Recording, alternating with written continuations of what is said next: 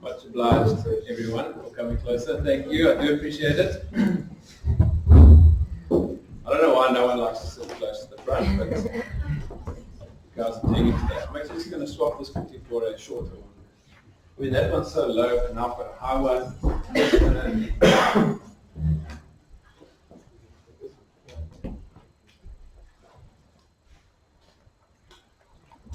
Sorry about that. It's crazy how weird this actually feels. It's amazing what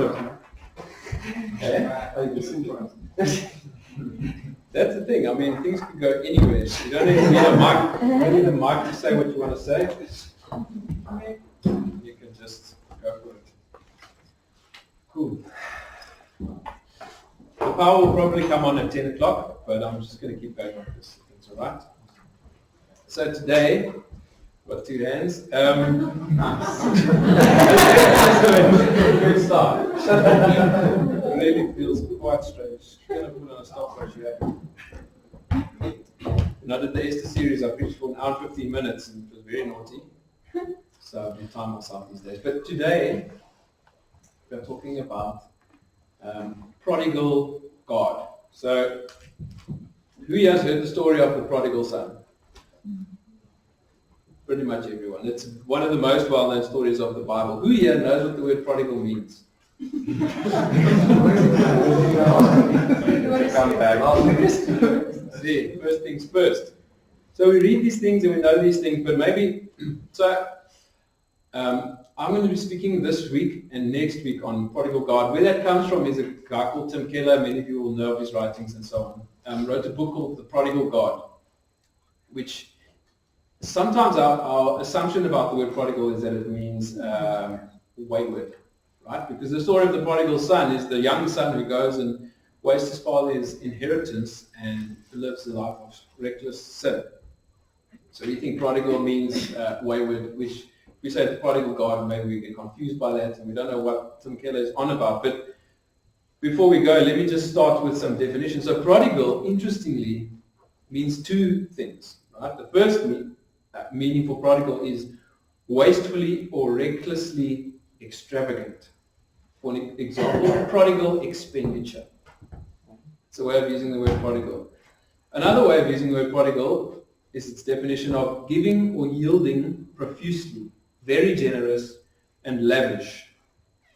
So, and it can also mean to spend until you have nothing left. So it's actually as appropriate for describing the youngest son as it is for describing the father upon the son's return. The generosity with which the father receives the son. It is quite a simple story. On the surface of it, the characters are quite straightforward. It might not be super gripping. Tim Keller says, and I love this quote, he says, on the surface of it, the narrative is not all that gripping. I believe, however, that if the teaching of Jesus is likened to a lake, this famous parable would be one of the clearest spots where we can see all the way to the bottom. There are three main characters. There's the youngest brother, and there's an older brother, and there's the father. But Tim Keller is saying what Jesus says in this parable gives us, sometimes Jesus says stuff and walks away, and we don't really know what he's saying. This is almost like a full picture of the gospel. It really goes deep to the heart of the gospel. So if you are on a boat on a lake, looking through this parable would be where you see to the bottom of what Jesus was saying when he was on earth. Now I'll start with this, is to say that humans have a default inclination to religion and legalism. So what do I mean by that? Some of you have been in charismatic circles long enough to know what I mean when I say religion, but some of you might not. So religion, in one way, describes a system of faith.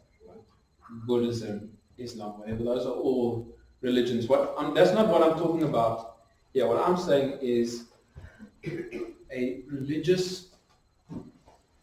common association with religion is ritual and doing things right to please the gods. Even back into ancient times, mankind has had this inclination to think of life in these terms. If I do right, the gods will be pleased. If I do wrong, they'll be punished. And that is what I mean by religion.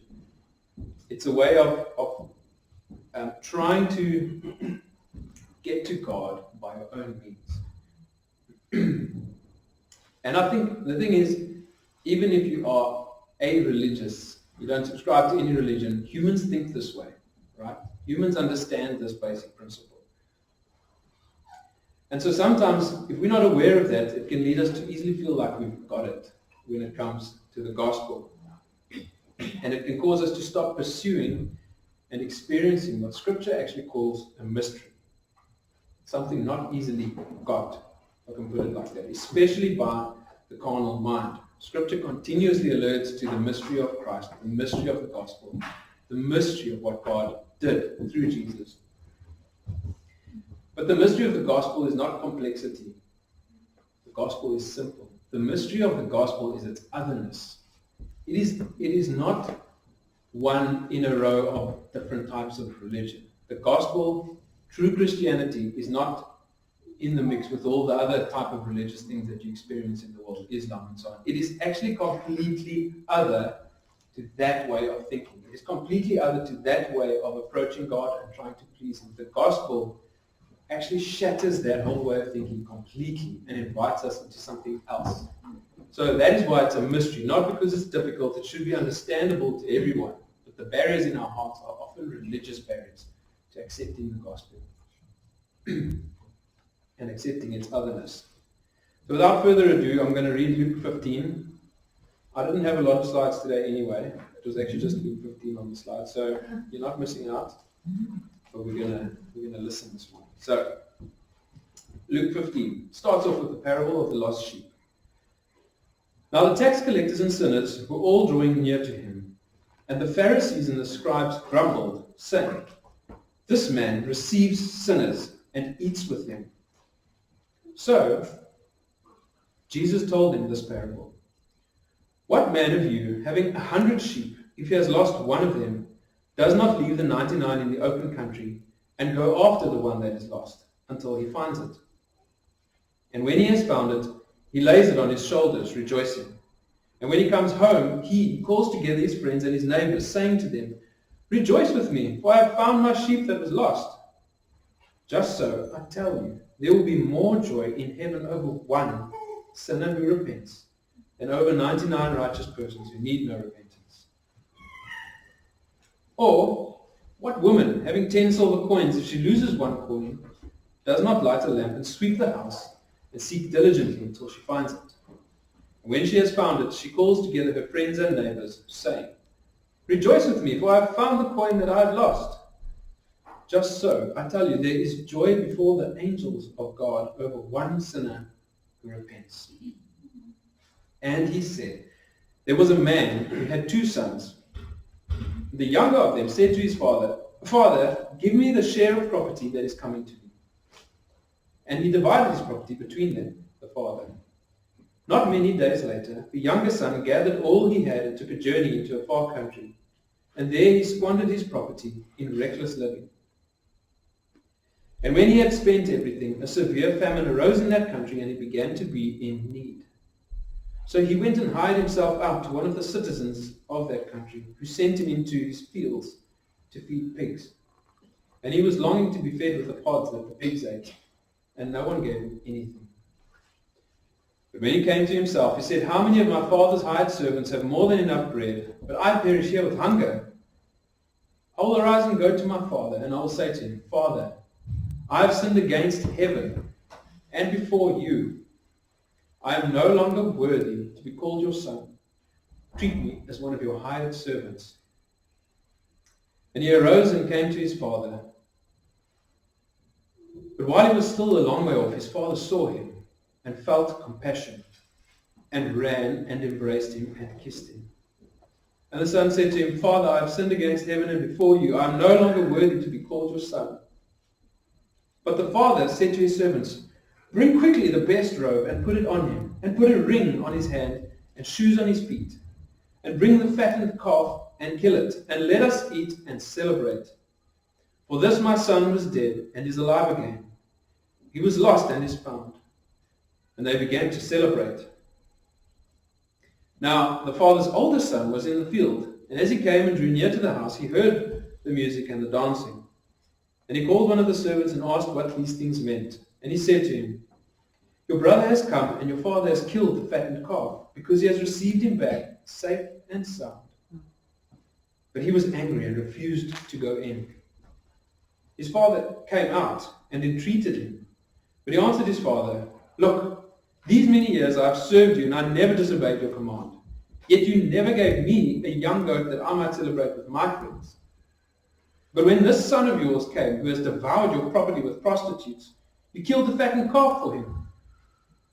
And he said to him, Son, you are always with me, and all that is mine is yours. It was fitting to celebrate and be glad, for this your brother was dead and is alive. He was lost and is found.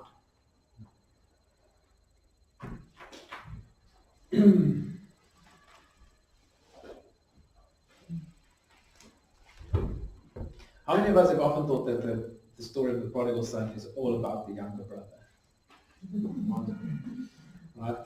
That makes all of us pretty much. It takes a second look, or a third and a fourth and a fifth look, to actually see what Jesus is really saying and to whom. Because it's easy to carry around the assumption, which I have for many years, that the gospel is really for those people who've messed up their lives. People who've sinned a lot, they've done really bad things, or they've lived a really lustful, degenerate life, and so the gospel is for those guys. But the good people are sort of okay. If you've lived quite a conservative life, you're almost there, and it's just a little step when you're in the kingdom. Many of us carry these assumptions around, and many professing Christians think like this, yet it's actually exactly how people in the world also think. As I said earlier, it makes perfect sense to a-religious people that is how things work. And we do it often. We consider ourselves righteous and those different or in disagreement with us as bad. Yet this kind of self-righteousness is a blind spot. It is a massive blind spot that the Pharisees had, and it's what Jesus is addressing. And it can be with you lifelong. You can live your whole life with this blind spot, and especially if you are religious. If you are religious in some way, that blind spot gets even more blind. And when I say religious, I don't mean formal or traditional. Sometimes charismatics can view people with formal services, the Anglicans and the Inclination, and whoever it is that's got quite a rigid service. We can come as happy clappies and say, oh, the religious people, us, the enlightened ones. But I want to tell you today that it cannot be more wrong. Being religious in your relationship towards God has nothing to do with the formality or the freedom of your services. It's got everything to do with what's going on in your heart.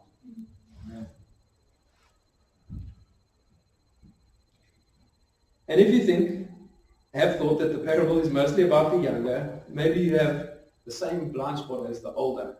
And I'm not saying this to crush anyone. I'm telling you that is exactly how I am.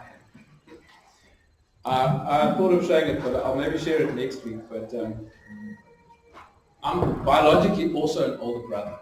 And Sarah studied social work, and once she sent me this table, which was actually hilarious, listing the characteristics of youngest child, middle child, oldest child, only child.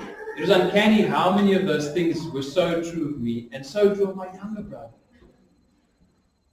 Being biologically an older brother, I naturally gravitate towards a religious type of thing, and maybe it's the same for many of you. And my younger brother, those of you know him, he's the cool one, out in Vietnam with the long hair, kind of living all young and free. It's uncanny for me how that parallels this parable. But God really speaks to me through this parable. And we must be honest about ourselves if we think that the parable is not fair. Nice to see you.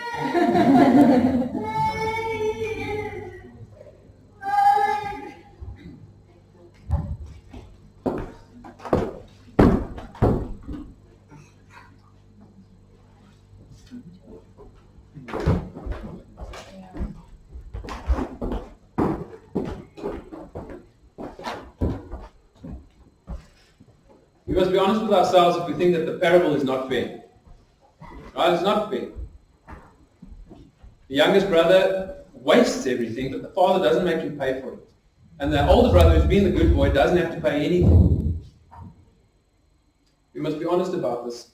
But the truth is that the gospel is not fair in the way that we understand fairness. Romans 4 verse 4 says, "Now to the one who works, his wages are not counted as a gift, but as his due. And to the one who does not work, but believes in him who justifies the ungodly, his faith is counted as righteousness." Scripture never talks about salvation as wages, but always as a gift. If you could earn it, you would receive it as wages, but you can't. And that's why God has to give it to you as a gift. And that is why you must receive it as such. Psalm 103 says, "He does not treat us as our sins deserve or repay us according to our iniquities." And so this parable is as much about the older brother as it is about the younger, and it's as much about the father. The older and the younger represent two different ways of being alienated from God. Tim Keller actually says a better name for this parable is the parable of the two lost sons. Unfortunately, we tend to think of it as it's all about the younger brother, but it's about the three characters. And better named the parable of the two lost sons. So let's break it down. The context that we sometimes miss for this parable is the people around Jesus.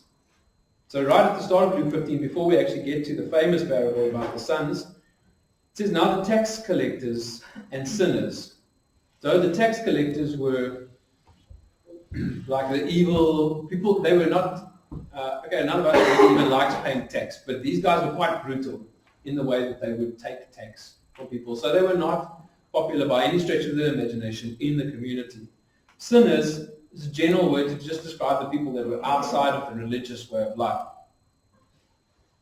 But these people, the tax collectors and the sinners, were all drawing near to him. That's Jesus. And then the Pharisees and the scribes grumbled. So the Pharisees and the scribes were the religious teachers of the Jewish nation. So the context is Jesus comes to Jerusalem. Lots of Jews live there. It's a big part of community life is actually the Jewish way of life. Going to synagogue, observing the law, and all the rest. Yet in that mix you've got tax collectors who kind of don't really associate with that, but will take the money for the Roman government. And then you've got the sinners who don't really make it into synagogue, can't really live up to the law, so they just get outcasts. They become outcasts. So the Pharisees and the scribes were the religious leaders of the Jewish faith. They were the lawyers. They were the people sitting around in the synagogues deciding what is lawful and what is not, and hammering people about what is lawful and what is not. And these people grumbled when the tax collectors were drawing near to Jesus, and they were saying, "This man receives sinners and eats with them." We've spoken about it before, but eating with someone is a meaningful act, and even more so in those days. There was no takeaways and eating while you drive and doing all these things. Eating was done with other people. And it's a powerful and a meaningful association here. The Pharisees even say, Jesus eating with these people is him receiving them. Jesus, who's claiming to represent God, is actually receiving all these filthy people. It's why the Pharisees grumble and complain. Yet this was a pattern of Jesus' ministry, wasn't it? If we read through all the Gospels, it was a pattern that these people were drawn to Jesus. And the religious people were upset by that. Some of the examples, for example, are in Luke 7, where Jesus comes to one of the Pharisees' house, and the woman who's a sinner, we understand she's a prostitute, she comes in and she weeps on his feet. And she dries them with her hair, and she takes expensive ointment and spreads it on his feet. This woman, outcast, sinner, prostitute in the community, shunned, is drawn to Jesus. The religious person of the house has a massive problem with that. He says Jesus can't even see that this woman's a sinner. And you can go read in Luke 7 what Jesus says to that man. But you had the religious versus the sexual outcasts and Jesus. You had the religious and the racial outcasts with Jesus and the woman at the well who was from Samaria. Jewish people didn't associate with them. Outcasts.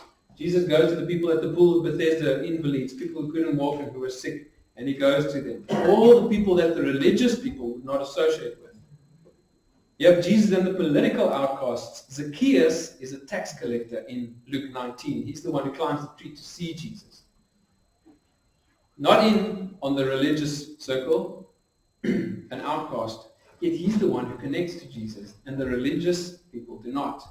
Generally, the religiously observant people were offended by Jesus, but those estranged from the moral and the religious observances were attracted to him.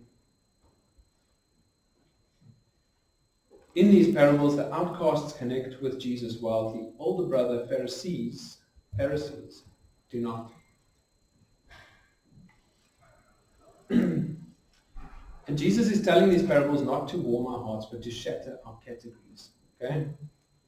You might be feeling a bit uncertain about some of the things we've said already, about like being religious and stuff doesn't matter to God. That's actually what Jesus is saying.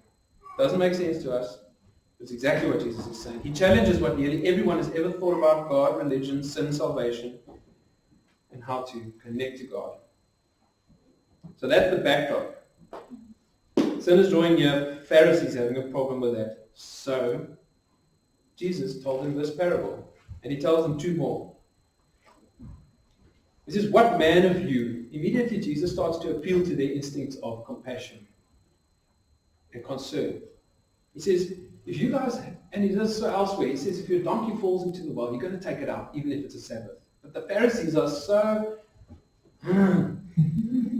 in the way they relate to God, they actually can't see it. Jesus has to make very, very basic examples to chip away at this. He says, what man of you, if you have 100 sheep and has lost one, doesn't actually go and look for that one? He's trying to chip through their hardened hearts and their hardened faces by telling these relatable parables. Leaves the 99 in the country and goes after the one that is lost until he finds it. Here we see that Jesus pursues sinners. That's why he was always in such close proximity to them on earth. The Pharisees, and often our expectation, is that Jesus is aloof, that God is aloof, just waiting to pour out judgment and wrath on filthy sinners. Jesus says, you know what I do towards sinners? I go forth, I go out and look for them, I go after them. When he finds them, he lays them on his shoulders rejoicing. When he comes home, and the parallel that Jesus is drawing is heaven. And he that's gone to find the sheep is Jesus. And when he finds this lost sheep, he calls together the host of heaven and he says to them, rejoice with me. I found the sheep that was lost. And he says there's more joy in heaven about that. And all the religious observances of the Pharisees. And we should take time to imagine that joy in heaven. And allow it to fill us. Next, he moves into the parable of the lost coin. Similar sort of concept, but he says, what woman having 10 silver coins, if she loses one, doesn't light the lamp and sweep the house and seek diligently until she finds it? Jesus' nearness to the sinners of the day was an earnest, diligent seeking out of them. Not just hanging around them, he was seeking them out. And we see in this that sinners are not expendable to God. The wandering, hurting, outcast, perishing, lost are not of no consequence to him. And in these parables, Jesus is making appeals to Pharisees' instincts of compassion and value. He says, you have compassion on a sheep, you put value on a coin. How much more do I put value on the people that I've created? And Jesus draws these comparisons with relatable scenarios, trying to get them to see what they've hardened their hearts to, which is the value of the lost. And those who are alienated in God's sight, far from home, far from the Father's warmth, light, presence. He's trying to tell them how God yearns for them, how they are precious and loved. But now we see Jesus take quite a shift. So these two parables, he's appealing to them, he's trying to just get them to see something, to chip away. But now Jesus takes a much more direct approach. His focus shifts from those who are lost and far away to those who appear to be near, those who are actually in the Father's house, yet alienated from him. And again, this whole parable is an address to the Pharisees. So we mustn't miss what Jesus is saying because we don't understand that. He's addressing the Pharisees. The pretext to this, all these parables, is the Pharisees grumbling about his heart towards the sinners. And so the plight of those who are actually in the house, yet alienated, is that much more troublesome because it's that much harder to recognize. It's that much harder to see and to detect. We easily understand someone who's far from home The younger son puts geographic distance between himself and the father. Yet, obviously, he's also alienated from the father, but he's gone.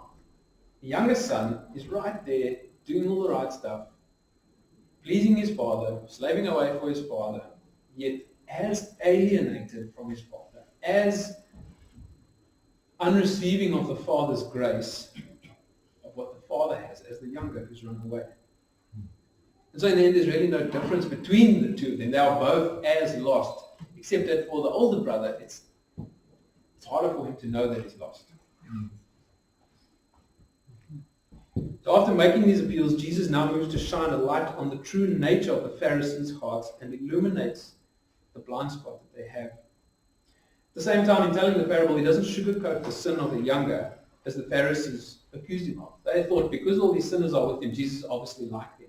They accused him of being a drunkard and a sinner, just like them. They thought Jesus was probably just telling them what they wanted to hear, and that's why they're hanging around. Jesus doesn't sugarcoat the sin of the young, as the Pharisees accused him of, but he illuminates the sin of both, especially of the one pure and righteous,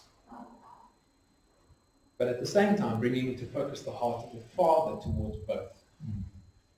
So just so you know where we're going, next Sunday we're probably going to focus much more on the older brother, but I'm going to draw parallels for us at the same time. So you can divide this last parable into a couple of scenes.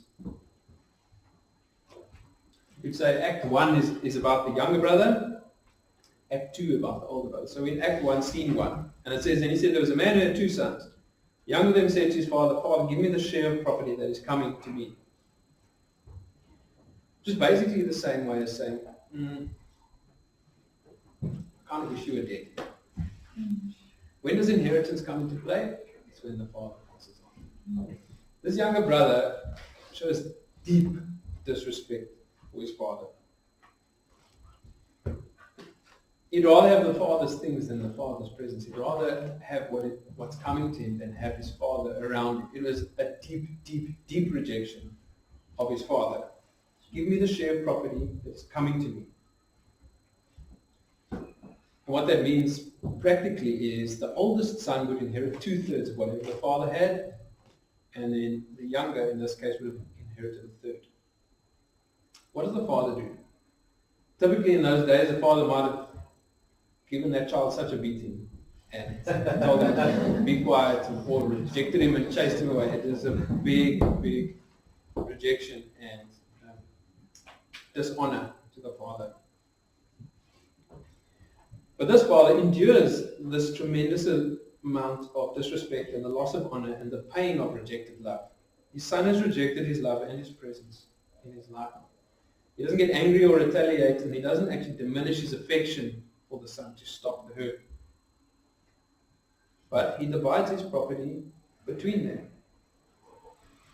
Despite the agony of all of it, he shows such grace towards his son and actually honors the son's request. And the word for property there is in Greek bios, which is closely linked to life. So in those days, your property, your land, your everything, it was so much of your identity. The father divides that up. And then you've got nothing left. Then not many days later, the younger son, so that's also interesting, the son didn't take it and go. This maybe happened over a week.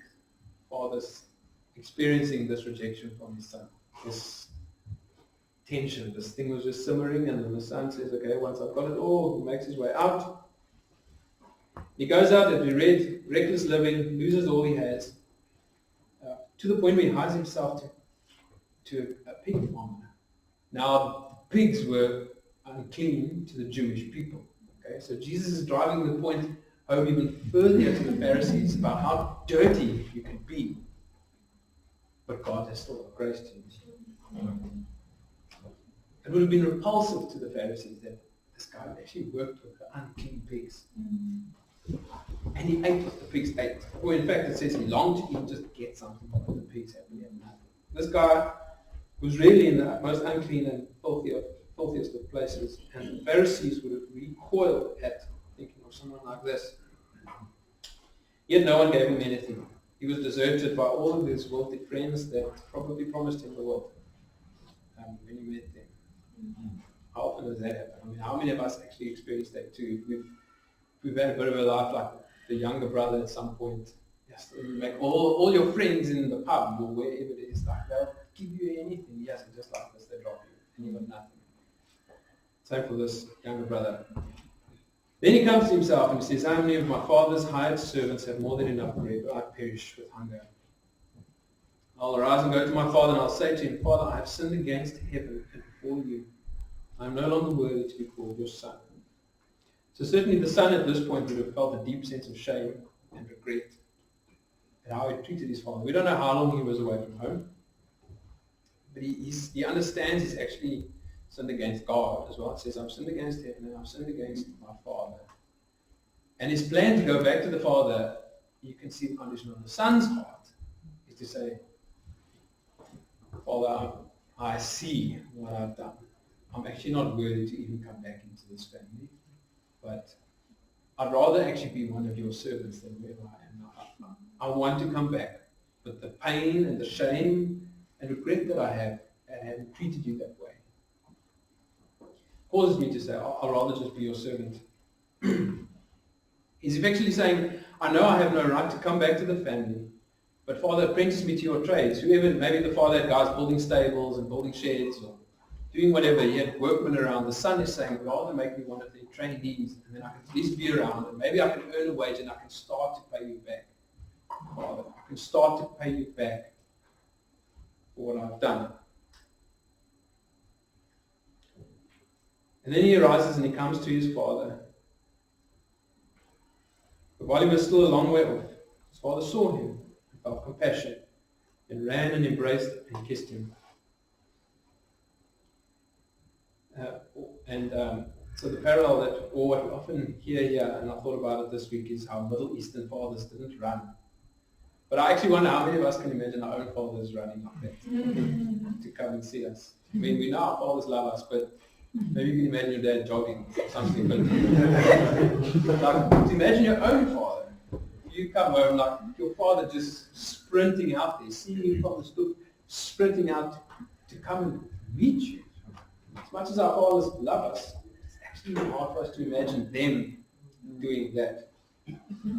And similarly, imagining a Middle Eastern patriarch doing that would have also offended the Pharisees highly. It's not what they did. They were dignified. They walked. People came to them. Yet this dad has been watching. He's been watching for his son.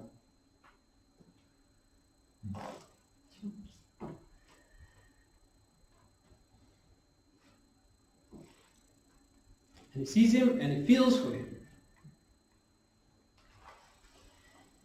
And he goes to him, and then the son says to him, Father, I've sinned against heaven and before you. He rolls out his speech, and then there's a big but. I'm no longer worthy to be called your son, but the father said to his servants. He doesn't even let the son finish that whole speech. He says to his servants, bring quickly the best robe and put it on him, and put a ring on his hand and shoes on his feet.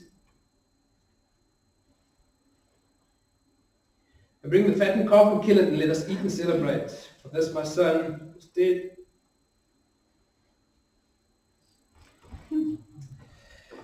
Yeah, it's not awkward for any of you, but I said, Lord, if you want to touch my heart also, that's fine.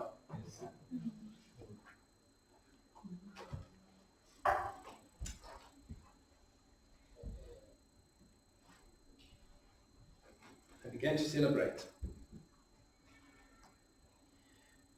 So the son's aware of his shame and what he's done to his father, and he says, I've got a plan to at least somehow get into the family. The father directly contradicts that line of thought that the son has got. Doesn't even let him finish it. Directly contradicts that angle of coming towards God, that approach of coming to God, saying, I'm going to give you something to pay it back. He just wipes it completely off the table. And I wonder how many of us have actually come to God and received His grace yet still actually live like this. We might have been prodigal sons out in the world at one point and come back to the Father, yet we still live like we're trying to pay Him back. and we don't fully accept and appropriate the grace that God has extended to us. And anyone can understand that desire, that carnal desire to earn and to pay back, but it is simply not how the gospel of grace works. It does not work like that at all. Would there have been some, and maybe sometimes at this point we get a little bit confused. Maybe I can bring some clarity. So, I mean, if you think of the post-reunion, would there have been some things for the father and the son to work through? Some rebuilding of relationship? For sure. But the reinstatement of the son back into the family is settled.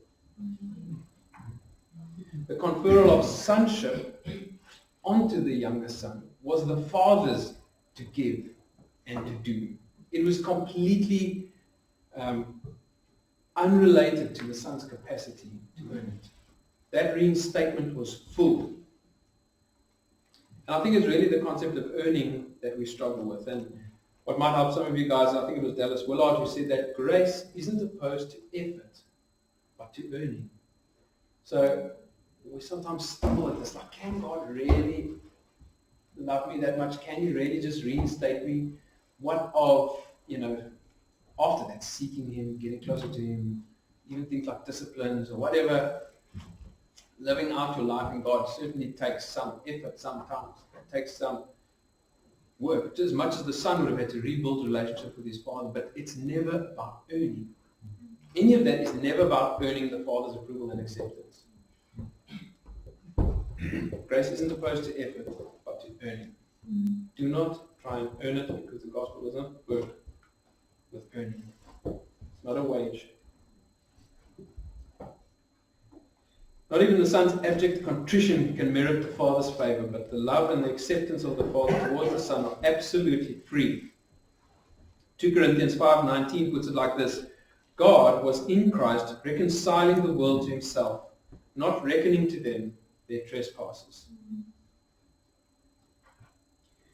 And even more than that, the father doesn't reckon the son's sin towards him, but the father reinstates him fully and comprehensively. We see things here that might seem funny to us to understand the meaning of them, but He says, quickly bring the best robe. The best robe in the house was probably the father's robe. The father says, bring my robe and put it on him, which would have been an unmistakable sign of restored standing in the family. The father saying, you're not going to grovel, you're not going to earn. I will cover you with the robes of my office and my honor. The father puts a ring on his hand, which would have contained a family seal. And in a way, he's brought into the family, but he's actually given authority in the family as well. Authority to act on behalf of the family. The father brings shoes on his feet, puts shoes on his feet, which is also a covering. So you must imagine the scene. A party is about to start. The father is calling everyone together. He's got the fattened calf getting ready, and now he's clothing his son. Robes to say, this is my son. Ring to say, he actually has authority in the family. Well, he can't walk around barefoot either, so he puts shoes on him. But that's a covering, but it's also in a way like destiny or agency in the family. The son's not brought back to pay penance. The son is brought back and reinstated fully.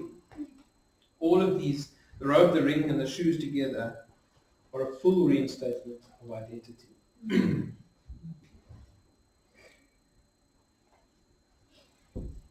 So let's finish the parable. We're going to flesh out the next part a lot next week. But the older son was in the field, and as he came near, drew near to the house, he heard music and dancing.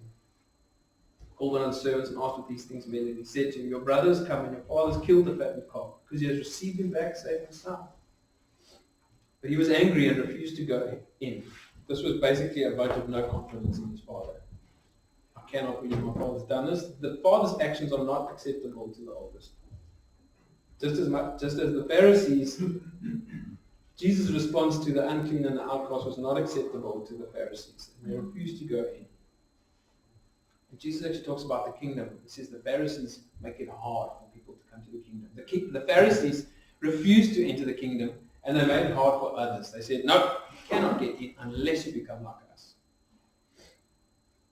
And they kept people far from God. His father came out and entreated him. Here too, the father shows grace again, because now it's the older brother's turn to really start humiliating the father. If you can imagine the scene, people are all there, everyone's gathered, the celebration's happening, the father's beaming with joy, the son is there, he can't believe the grace he's just received, yet he's enjoying it, he's home again. The family is also around, and the broader community is also around, and there's much joy and celebration happening. And then something interjects. Or, you can imagine sort of the guest at the party figuring something's going on until you realize, okay, there's the older brother at the door. You see he's really not happy about what's going on. Then the father, the host of the whole celebration, who was in the mix and telling everyone of his son and everything, now he must actually walk out, and the guests probably start figuring out there's a bit of an altercation happening outside. They probably quiet down, probably start to whisper, look at the father, look at the younger brother, what's going on, type of thing. The father has to go out to the son, which is also demeaning. But he entreats him, he says, please join. Son, please just come in. Please join. He answers his father, look, who of us speaks to our own fathers like that?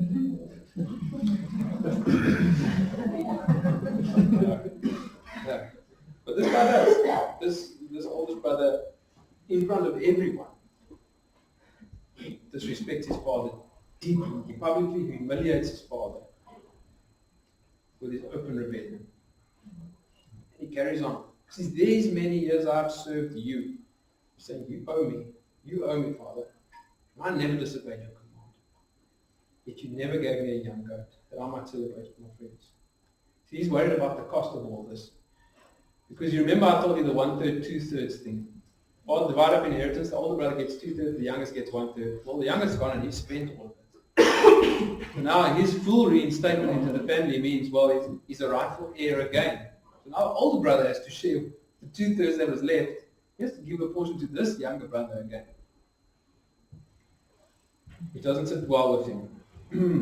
He says, when this son of yours denies his relationship with his brother, has devoured your property with prostitutes, killed the fattened calf for him.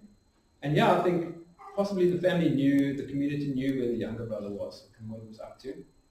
It seems to be indicated here. The oldest certainly knows that he was busy with the prostitutes, wasting all his money. But the oldest brother brings up all these things again with all the people around and continues to publicly discredit his father's reputation, rejecting and spurning his actions and character, and humiliating him. This reinstatement of the younger costs the older brother, and that's what he's also got in his mind. Yet despite the son's open rebellion, the father is still tender and gracious towards him, and he says to him, son, you are always with me, and all that is mine is yours.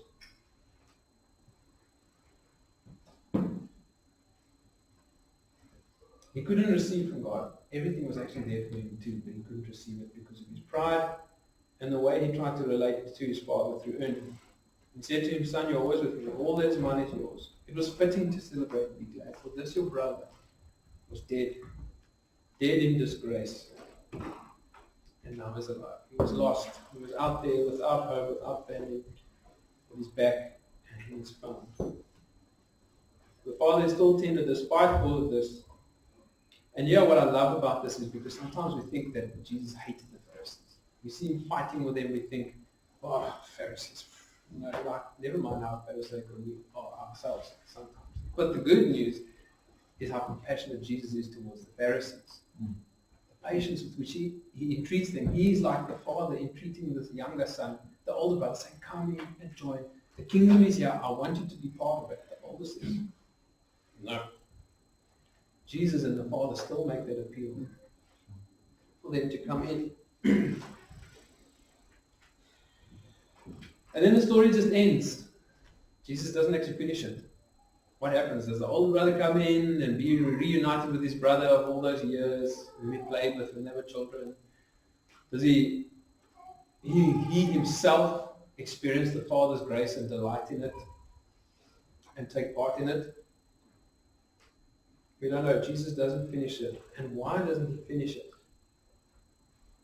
That's because his audience, Pharisees, need to respond to it. Jesus leaves it there and says, This is what the Father is like. This is the love that he has for all of you. All of the people. The religious yet alienated.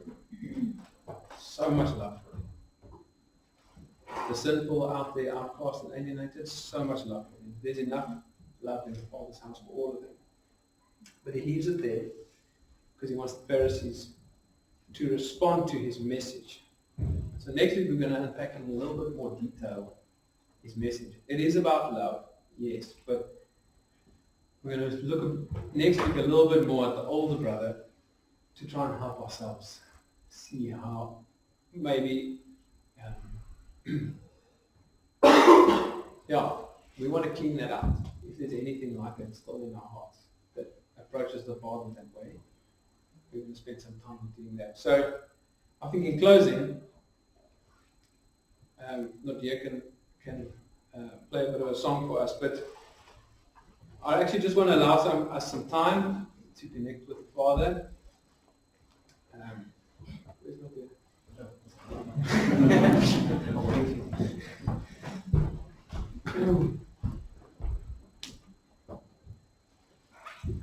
And if there's one thing that God has shown you today, just bring that to Him.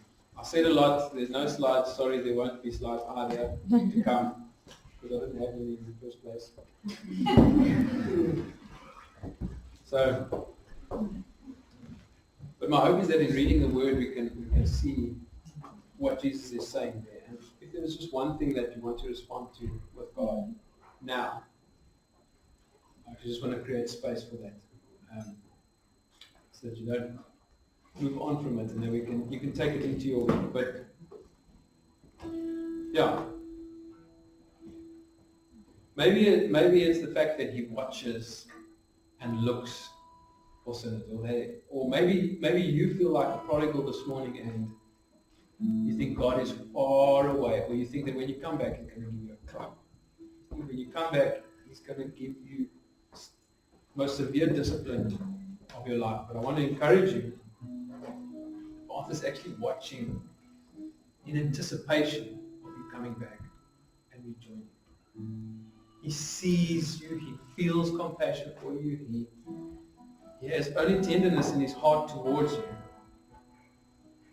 And whatever rebuilding and reworking and cleaning and washing up or anything that will happen after that will happen. And the Father will do that with the same tenderness and the same grace and patience.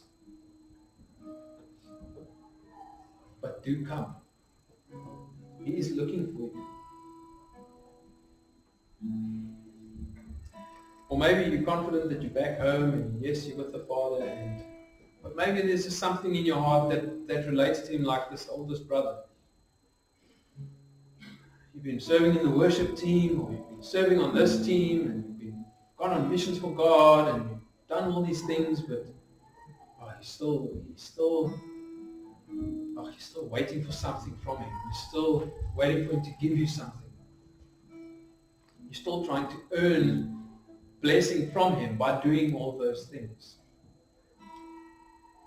But He says, everything I have is yours, and you are in my house. Please stop trying to earn my favor, trying to merit my love with your good life.